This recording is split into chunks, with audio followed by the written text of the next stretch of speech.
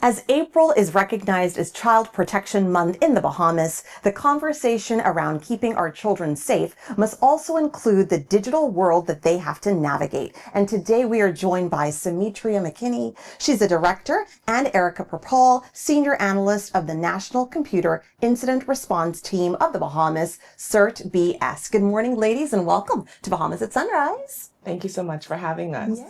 It's a pleasure to have you both. So, April being recognized as Child Protection Month in the Bahamas. Sumitra, why don't you tell us why it's so important to have this conversation about online security? It's very important to talk about how we will protect children and also our most vulnerable people online. April being Child Protection Month, I know there's a lot of focus around physical protection of children. However, the CERT has dubbed April and this project as our gold star project for child online protection. We want to have conversation and provide education around how do we protect some of the most vulnerable people as they navigate what is their native space. So we also have a child online protection strategy that we hope to have approved this year. And so April, we're bringing awareness to that, but we're also wanting to bring education to parents, educators, as well as teachers, students, and kids on how to protect themselves in a digital environment. Yeah, that's so important and so timely. You talked about, kids being vulnerable. I feel like every kid, every age has a tablet or some device in their hand, right? From as little as 2 years old even. So who would you say is most vulnerable when we think about online safety and security? I think all children are vulnerable. Parents are doing the best that they can.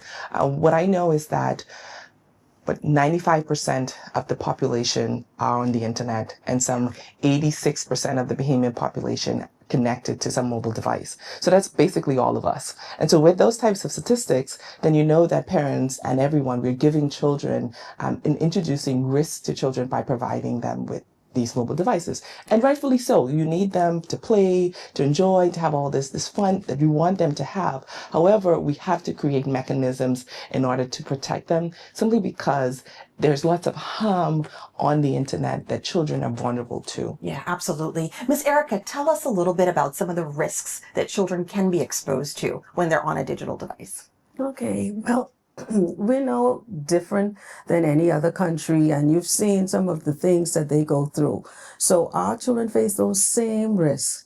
There's cyberbullying, which is a big thing that everybody's talking about.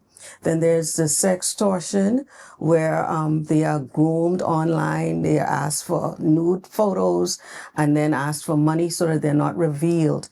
So that we face the same kind of challenges that any other country faces. We're not in vacuum. We're in a big world. The internet has shrunk everything. Yeah. And what should parents be looking out for to prevent these kinds of things? One of the most important tools that parents have is building a relationship with their children, so that when there's something that concerns them, that raises a flag, they will go to their parents and not their peers.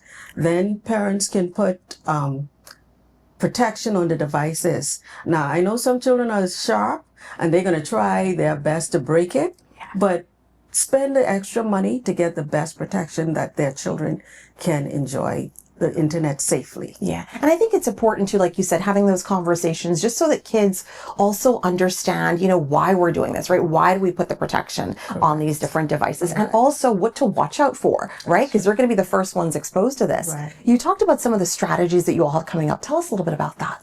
So one primary strategy is making sure that we have legal instruments in place in order to protect children online. Also, creating mechanisms where there's partnership with other organizations, other key stakeholders like educators as well as NGOs, so that we can create a culture of cybersecurity education. And then lastly, making sure that education exists at all levels for children. It's important that we focus on how we educate, because that's one of the objectives we can do today. Legislation and some of the advanced technical instruments that we need to put in place, they take time to do, but educating and making sure that we create a culture around protecting children is what we can do now.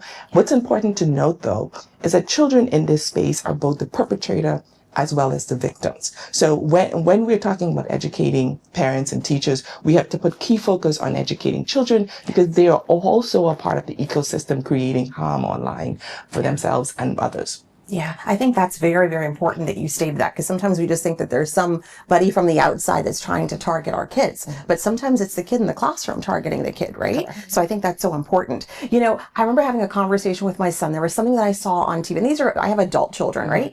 And there was something I watched online. I'm like, oh, you got to come and see this. And he was like, Mom, like, if you're seeing it now, I saw that months ago. You know what I mean? So they are so far advanced, and I thought like I was so cool trying to show him this new thing, but clearly I wasn't. So for parents like me that's just sort of like behind the eight ball, perhaps when it comes down to the digital world, what are some of the danger signs that we should even be thinking about when it comes to our children? So some of the signs that you want to look out for is behavioral changes, sneaky behavior, closing the phone or device very quickly, spending a lot of time alone or long periods of time on the devices. You also want to look for behavior related to bullying and engaging with strangers. They're talking about new people you haven't heard of.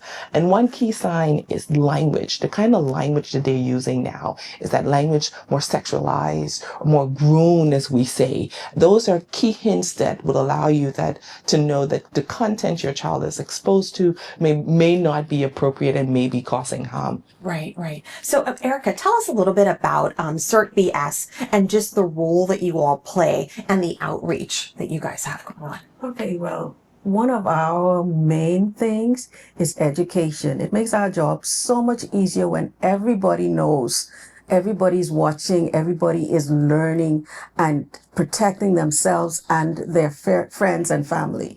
So we do a lot of awareness activities. We do webinars. We do in-person interviews like this. We do outreach to schools and road shows. Okay, all right. So how can people learn more if they want to find out more from CERT? What do we need to do? Where do we go? So you can reach us on our website at www.cert.bs, and there you will find a page dedicated to child online protection with tons of resources for parents and teachers and students and the kids themselves, as well as if you want to have CERT come out and participate out of school. So this is merely for schools or churches, and you want us to come and talk about this topic specifically on how to protect children. You can again reach us by contacting us at info@cert.gov.bs, and we'll be happy to provide education around this topic all month and actually all year. Okay, awesome. And it is April. It is the Child Protection Month. What do you want to say out there to parents and students watching?